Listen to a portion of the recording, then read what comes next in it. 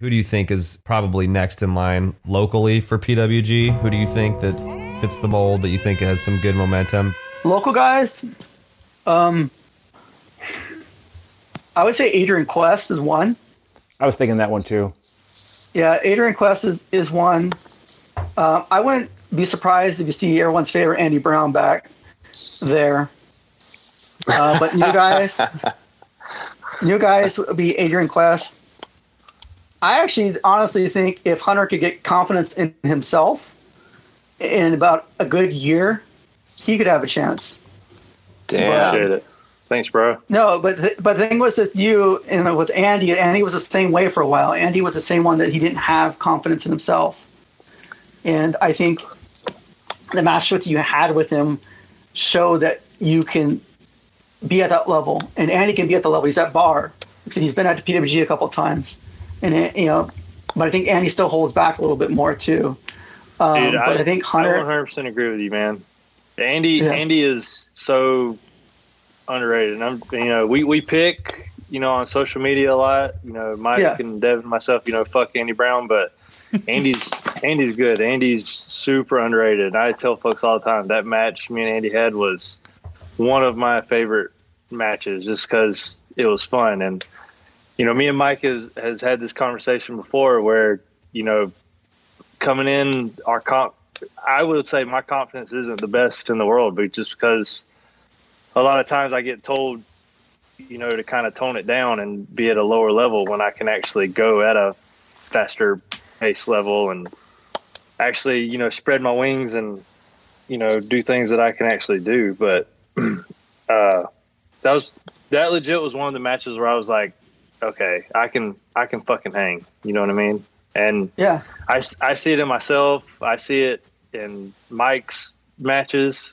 Like after we have level up shows, and this is 100% God's honest truth. After every showcase we have, Benny B-Boy will say that Mike needs to be signed 100%, just because of the amount of talent that he has and just how good he is as far as being like a ring general in there. Because we care about the business and we bust our ass 100%. Like Mike and I, before this whole coronavirus went down, we were in that fucking gym every freaking night, busting our ass. So it's you got to put in the work for it. So I appreciate you saying those words, definitely. Yeah, and the thing, that's the thing too, is that a lot of times refs, promoters will go to refs. PWG's, Super Dragon does the booking, but he doesn't really recruit. So a lot of times he'll get stuff through word of mouth, and then he'll ask me or Knox, if he hasn't seen anything yet, what have you heard about this guy, or what have you heard about that? Like one time he's looking for something and he'll ask us. That's how Brody got into it. He was asking about certain guys. One guy that he really liked, that he actually took the time to look up, was Jake Atlas. That was like his number one guy. And but like Brody was suggested, and JR Kratos was actually, because he was looking for big guys like Cobb. And I told the thing is, like, if I tell you something that a promoter is, I'm telling you for a reason. I'm not there to jerk your chain. And like, and I remember I told Kratos, "You have anything up at YouTube?" That's how Dragon kind of looks at stuff. He looks at YouTube, and he's like, "No." I said, "Get something up like now." I mean, I threw the name out there, and then of course Dragon came back next show and said, "Yeah, I should look up for anything for him." I didn't see anything for him. And I was like, "Man, But Adrian Quest, I think he can do it now. He finally has that kind of confidence in himself. So Hunter, I give you another year, just because I think you need that, just that little, build that confidence you had from Andy, and just build and build and build and build on that. Because the thing is with PWG that's different from anything else, the fans are not forgiving. A lot of people are one and done. You get one time, and it's very rarely that you get to come back again if you don't start being booked consistently. But if the fans take a liking to you, you're likely going to come back again. And they're not afraid to voice their opinion on it.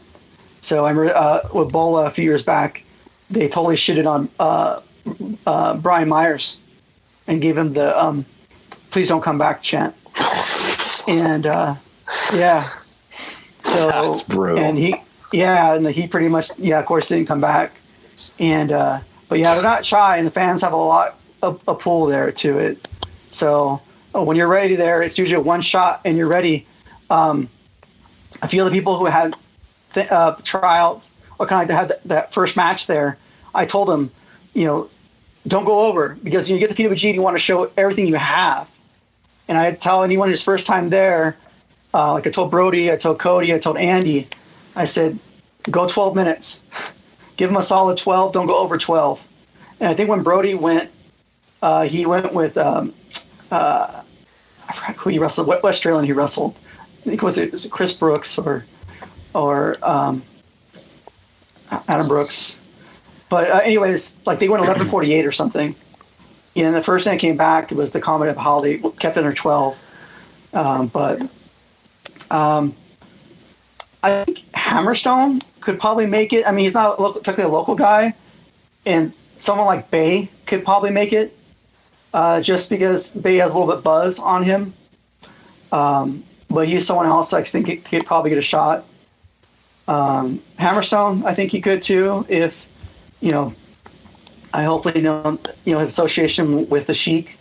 I know some promoters don't might not book him because the Sheik's champion. That's unfortunate, because Hammerstone's a good talent.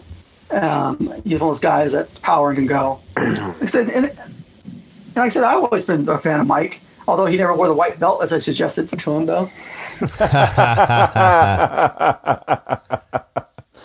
That's because you were already stealing everything with those white pants, so I wanted to keep it black.